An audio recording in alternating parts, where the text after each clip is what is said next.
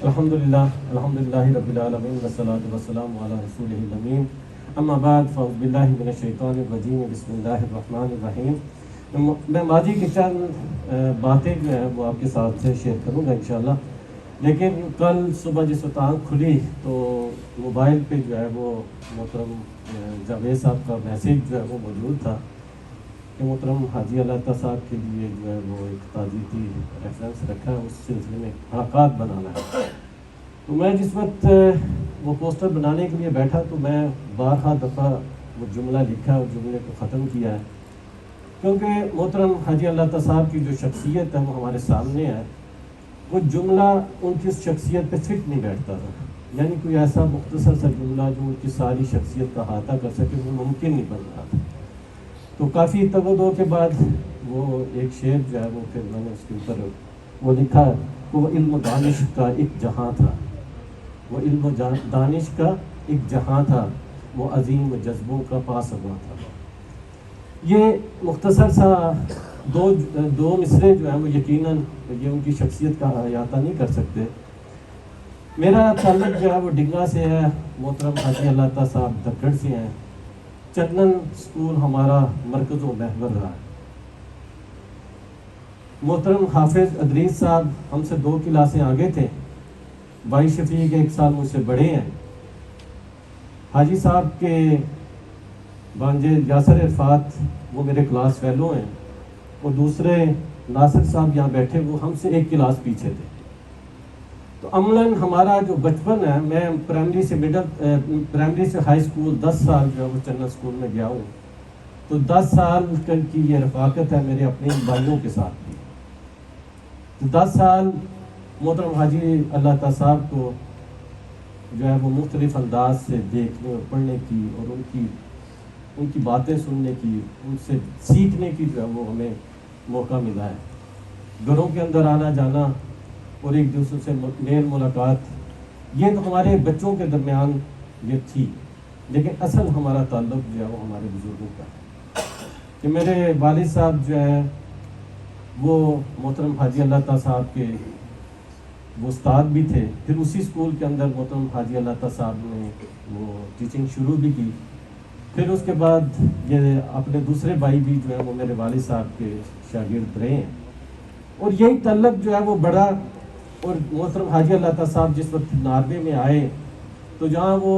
دوسروں کے لیے بہت سارے انہوں نے کام کیا، تو بہت سارے ایسے لوگ ہیں جن کا ناروے آنے کا سبب جو ہے وہ بھی بنے، ان میں ایک میرے والد محترم بھی ہیں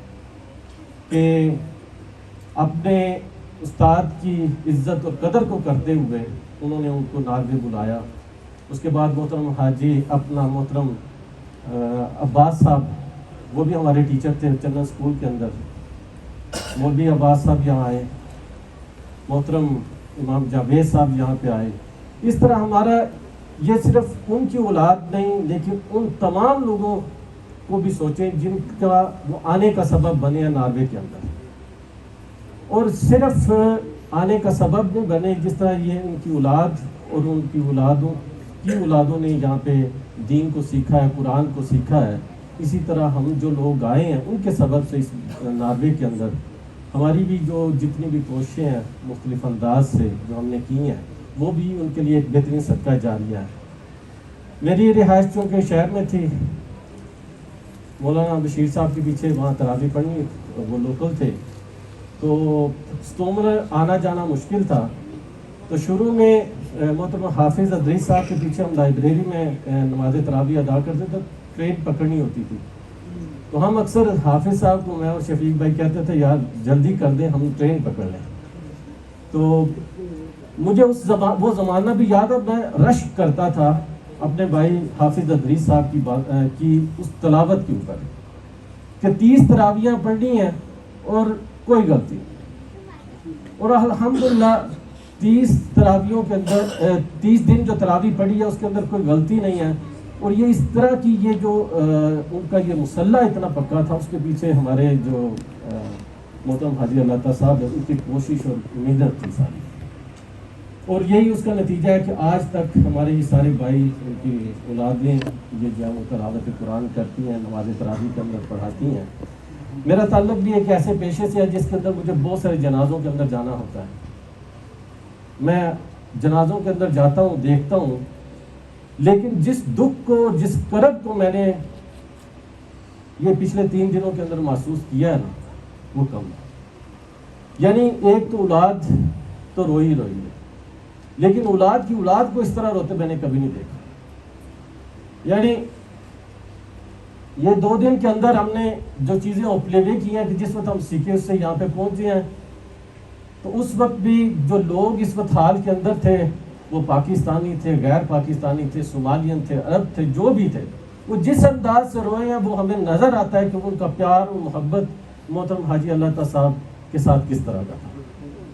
یہ ایک ایسا پیار اور محبت ہے جو یقیناً اس سارے علاقے کے لیے جو ہے وہ بڑے خوشائن بھی ہے. اللہ جل شانہ نے انسان کو پیدا کیا ہے اپنی عبادت کے لیے، اور عبادت کے لیے مسجد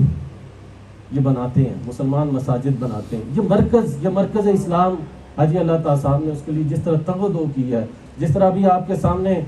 محترم جاوید صاحب نے بات کی ہے کہ وہ سورہ یاسین کی تلاوت کرتے ہوئے اس کے گرد اس کے تلاوت کرتے تھے کہ اس مرکز کو حاصل کیا جائے. صرف مرکز کو حاصل نہیں کیا، مرکز کو حاصل کرنے کے بعد اس کے اوپر جتنی محنت کی ہے وہ آپ لوگوں کے سامنے ہے. دعا کرتے ہیں کہ اللہ جل شانہ ہمارے چچا جی کی اس ساری محنت کو کئی گنا بڑھا کے ان کے حق کے اندر قبول فرمائے. اس موقع پہ یہ ہم سارے جو ہیں جو ان کا صدقہ جاریہ ہے، مجھے اکثر کہا کرتے تھے کہ اب آپ کا وقت ہے کہ میں اسلامی کلچر سینٹر میں زیادہ انوالو ہوا اور وہاں پہ زیادہ کام شروع کیا.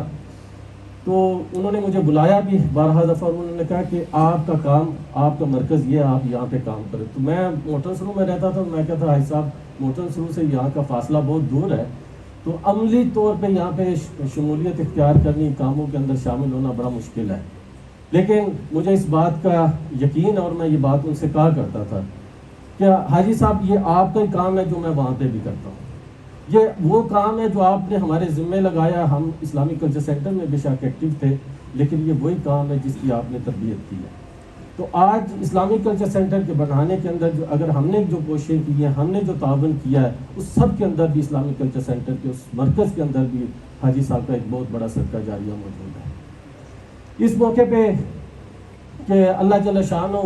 سے دعا کرتے ہیں کہ روز قیامت جس وقت اللہ اپنے لوگوں کو پکارے گا تو یا ایھا النفس المطمئنہ ارجعی الی ربک راضیۃ مرضیہ فادخلی فی عبادی وادخلی جنتی.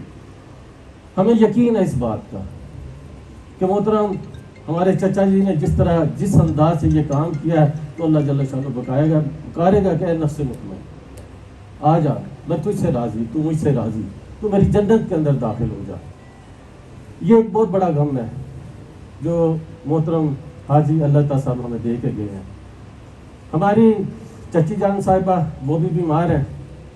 یہ یقیناً ان کے لیے ایک بہت دکھ کی اور غم کی گھڑی ہے.